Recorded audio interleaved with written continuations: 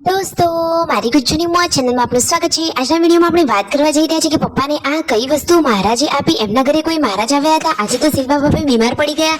અચાનક તેમની તબિયતને શું થયું? કાજલ બેની બા મિતાંશ માટે હાલરડું ગયા। કેટલું સરસ મજાનું હાલરડું ગયા। મિતાંશ તો ખુશ થઈ ગયો અને શિલ્પા ભાભીની તબિયતને અચાનક આ શું થઈ ગયું અને મિતાંશ આજે જો શું થયું એની સાથે આજે તો ગાયનો પગ એના ઉપર આવતા રહી ગયો। તો આ શું ઘટના ઘટી હતી બધી જ માહિતી મળશે તમને આપણા આ વિડીયોમાં। મારી ચેનલ ઉપર નવા હોય તો ચેનલને फटाफट लाइक शेयर एंड सब्सक्राइब कर दो। Full video in Thakur family vlog channel दोस्तों फूल वीडियो ની લિંક ડિસ્ક્રિપ્શન માં મૂકેલી છે ત્યાં જઈ તમે આખો વિડિયો વોચ કરી શકો છો। આવી ટૂંકી ટચોકડી લાઈવ લેટેસ્ટ ટ્રેન્ડિંગ માહિતી મેળવવા માટે કરી દો મારી ચેનલને ફટાફટ સબસ્ક્રાઇબ। તો ચાલો દોસ્તો વધારે રાહ ન જોતા આપણે વિડિયોની શરૂઆત કરી દઈએ છીએ। તમે વિડિયોમાં લાઈવ જુઓ કે શિલ્પા ભાભીનો ચહેરો આજે ઉદાસ અને ઉતરેલો દેખાઈ રહ્યો છે। આજે તેમની તબિયત ઠીક નથી, કહે છે કે મને તો આખા શરીરમાં કળતર થઈ રહી છે। તો દોસ્તો શું એમને કોઈ પ્રોબ્લેમ છે એટલે કે વધારે કામ કરી તેઓ થાકી ગયા છે એવું રાકેશભાઈ કહી રહ્યા છે। બધા લોકો સવારે જુઓ વઘારેલી ખીચડીનો નાસ્તો કરવા માટે બેસી ગયા છે।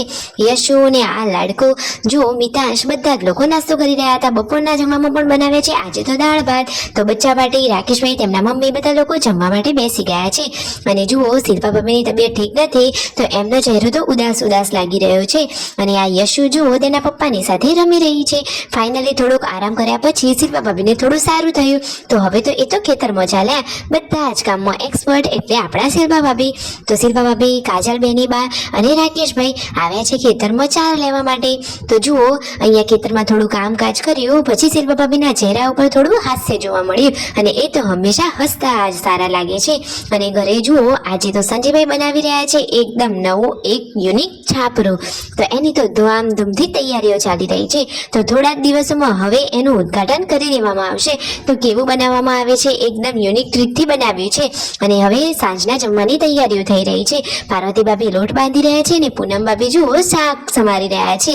આજે બની રહ્યું છે સરસ મજાનું ડુંગળી ટામેટા અને સેવનું શાક। તો દોસ્તો જો બનાવવાનું હતું ગાંઠિયાનું શાક પરંતુ ગાંઠિયાના પેકેટમાં આવી ગઈ છે સેવ તો હવે સેવનું શાક બનાવી દેવામાં આવશે। તો ફાઇનલી જુઓ જમવાની તૈયારી તો ફટોફટ થવા લાગી છે। અને મિતાંશને આ શું થઈ ગયું? આજે તો મિતાંશ ગાયના પગ નીચે આવતા રહી ગયો। એ તો પાર્વતી ભાભી એને જોયો અને એ તરત લઈ આવ્યા। તો દોસ્તો શું એને કોઈ વખતે રમાડતું ન હતું? એ એકલો કઈ રીતે જતો રહ્યો? પછી રાકેશભાઈએ બચ્ચા પાટીને ઠપકો આપ્યો કે તમે ભાઈનું ધ્યાન રાખો। અને સાંજના જમવાની બધી તૈયારીઓ આજે ચૂલા ઉપર થઈ રહી છે। કાજલ બેની બા શિલ્પા ભાભી આજે ચૂલા ઉપર રસોઈ કરવા માટે બેસી ગયા છે। તો જુઓ આજે રાકેશભાઈ તેમની બધી જ વસ્તુઓ આપી રહ્યા છે અને કાજલ બેની બા અને શિલ્પા ભાભી હસતા વાતો કરતા રસોઈ બનાવી રહ્યા છે। તો શાકનો વઘાર તો બાકી કાજલ બેનના હાથનો જ અને પાર્વતી ભાભી અહીંયા રોટલી વણી રહ્યા છે અને શિલ્પા ભાભી રોટલી શેકવા માટે બેસી ગયા છે।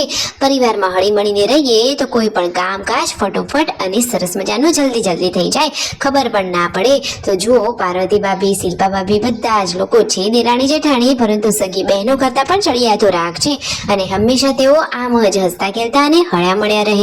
તો જુઓ અને એ વખતે તેઓ મિતાંશની વાત કરી રહ્યા છે કે ગાયનો પગ અને મિતાંશ બંને જોડે જ હતા તો આજે તો બચી ગયો મિતાંશ। અને મિતાંશ માટે કાજલ બેની બા જોરદાર મજાનું હાલરડું ગાઈ રહ્યા છે।